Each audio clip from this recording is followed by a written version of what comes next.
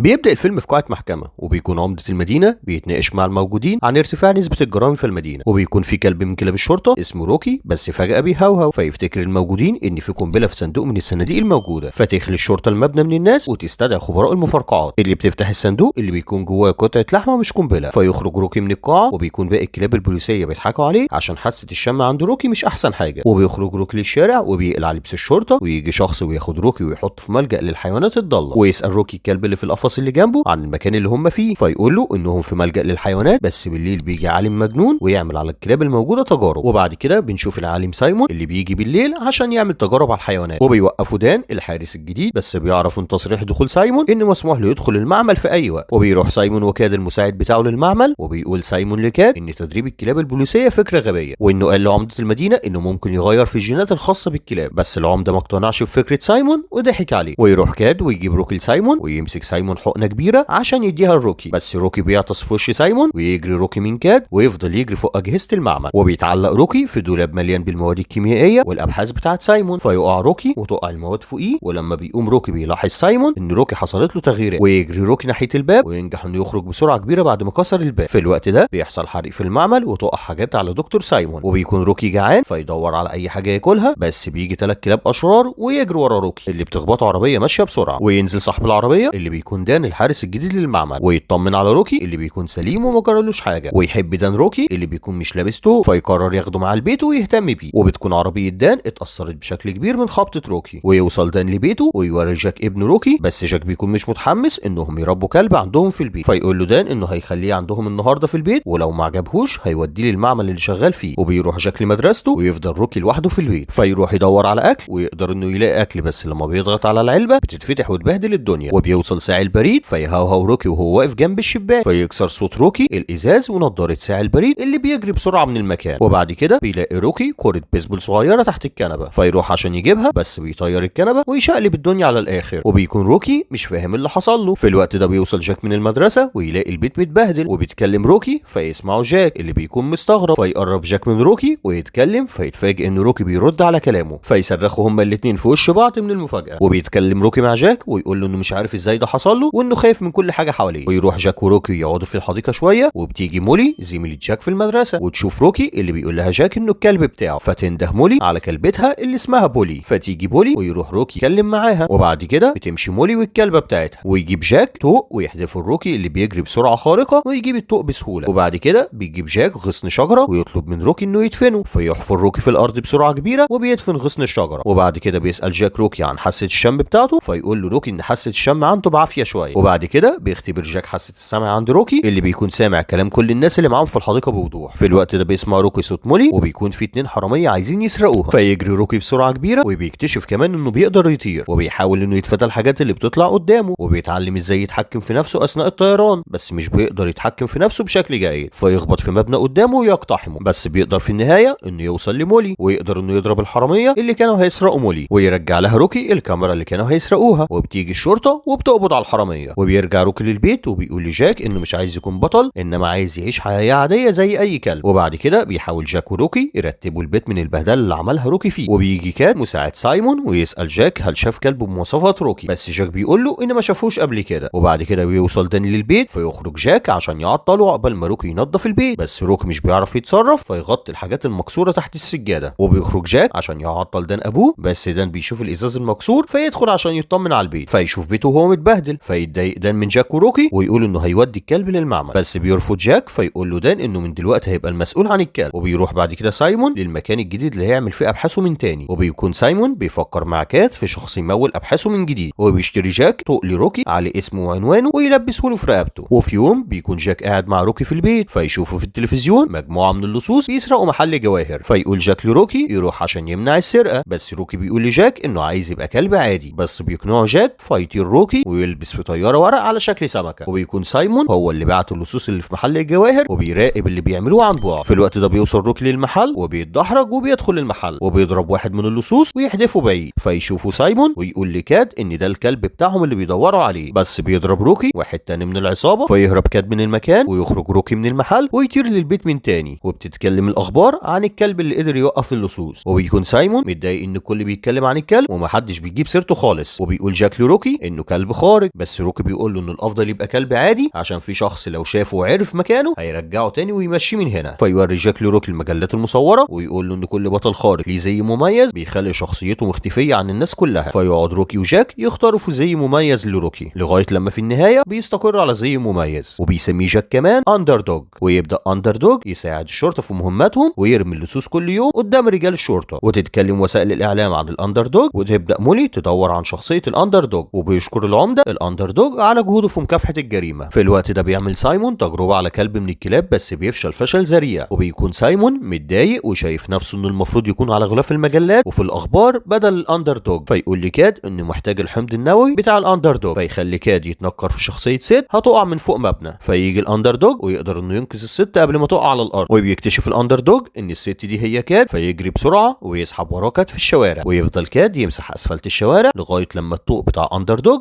يقع من رقبته. فيرجع كاد لسايمون ويديله الطوق اللي بيكون عليه عنوان دان وجاك. وبيروح بعد كده روكي ويقابل بولي اللي بتقول له انها بتحب الاندر دوج وبتتمنى انها تقابله. فيقول لها روكي ان الاندر دوج بيروح لاي حد بيطلب مساعدته. وبالليل بتطلب بولي مساعده الاندر دوج فيروح لها الاندر دوج وياخدها ويطير معاها في المدينه كلها. وفي يوم بيوصل دان فيلاقي سايمون وكاد عنده في البيت فياخدوا دان ويخطفوه عندهم في المقر الجديد بتاعهم ويهددوه ب3 كلاب ضخمه. فيسمع روكي صوت دان ويقول لجاك ان والده في خطر فيطير روكي وياخد معاه جاك ويوصلوا فعلا للمقر اللي فيه دان. ويقول روكي لسايمون يخلي جاك ودان يمشوا من هنا وهو هيعمل كل اللي عايزه منه. فياخد سايمون حمض روكي النووي ويصنع حبوب لونها ازرق فيها القوه الخارقه بتاعته وبيدي لروكي حبه لونها احمر ترجعه قلب طبيعي من غير قوه خارقه. ويدي سايمون الحبه الزرقاء اللي فيها القوه الخارقه لل3 كلاب بتوعه فتتنقل ليهم القوه الخارقه وبيكون ال3 كلاب ولقهم لسايمون بس. وبيروح بعد كده سايمون وكلابه المقر العمده عشان ينتقم من المدينه كلها. في الوقت ده بيقدر جاك ودان انهم يفكوا نفسهم وياخدوا معاهم الحبوب الحمراء اللي بتفقد الكلاب القوه الخارقه. وبيوصل سايمون وكلابه للعمده وبيطلع كاد لفوق مبنى العمده وبيحط قنبله فوق المبنى فيشم روكي ريحه القنبله ويقدر انه يحدد مكانها. في الوقت ده بيكون سايمون محتجز العمده عشان ياخد منه $1,000,000 عشان يمول بيها ابحاثه. في الوقت ده بيدخل روكي للمبنى عشان يوصل للقنبله بس بيقع من فتحه في السقف وينزل على كره ضخمه وتجري بيه في المبنى فيخبط روكي في سايمون فتقع منه الحبوب الزرقاء فياخد روكي واحده منها بالغلط فترجع له قوته الخارقه مره تانية فيضرب روكي واحد من كلاب سايمون وبيكون اقوى منه بكتير. في الوقت ده بتوصل مولي الكاد فوق المبنى فيمسكها كاد ويربطها جنب القنبله وبياخد سايمون واحده من حبوب القوه الخارقه فيطير في الهواء ويمسك سيف ضخم ويحاول يضرب بيه روكي بس روكي بيحدف عليه كره قويه فتكسر السيف وتيجي في كاد فيقع على الارض. وبعد كده بيمسك سايمون درع ضخم على شكل طوق ويحدفه الروكي فيحاول روكي انه يمسكه بس بيكون تقيل فيقع بيه على الارض. وبعد كده بيحاول روكي انه يقنع الكلاب الضخمه ان سايمون بيعاملهم وحش ومش مهتم بيهم فتتقلب الكلاب على سايمون. في الوقت ده بيبدا العد التنازلي للقنبله اللي بيكون فيها حمض نووي هيخلي سكان المدينه كلهم مطيعين لسايمون فيروح روكي عشان يلحق القنبله. في الوقت ده بيوصل دان لسايمون ويحقنه بالمصل اللي اخترعه ويقدر انه يقبض عليه ويسلمه للشرطه. وبيطير روكي ويقدر انه يفك مولي وياخد القنبله ويطير بيها ويحفر في الارض بسرعه كبيره ويقدر انه يوصل لباطن الارض ويسيب القنبله هناك بس بيكون الوقت بيخلص فتنفجر القنبله قبل ما يطلع روكي من باطن الارض فيرتفع روكي في السماء ويوصل للفضاء وبعدين يبدا في النزول بسرعه كبيره فيخبط في الارض بقوه. وبيروح جاك وبيكون فاكر ان روكي مات بس بيفوق روكي ويطلع عايش ويتسجن سايمون مع كاد المساعد بتاعه. وبعد كده بيشوف روكي الكلاب اللي ضايقوه في اول الفيلم بس المره دي بيهاهو روكي في وش قائدهم فيطير الشعر اللي على جسمه فيجروا كلهم لبعيد ويخلص الفيلم. وبكده يكون فيلم النهارده خلص. اشوفكم على خير في ملخصات تانية ولو في فيلم عايزنا نلخصه اكتب لنا في الكومنتات وما تنساش اللايك والسبسكرايب. سلام.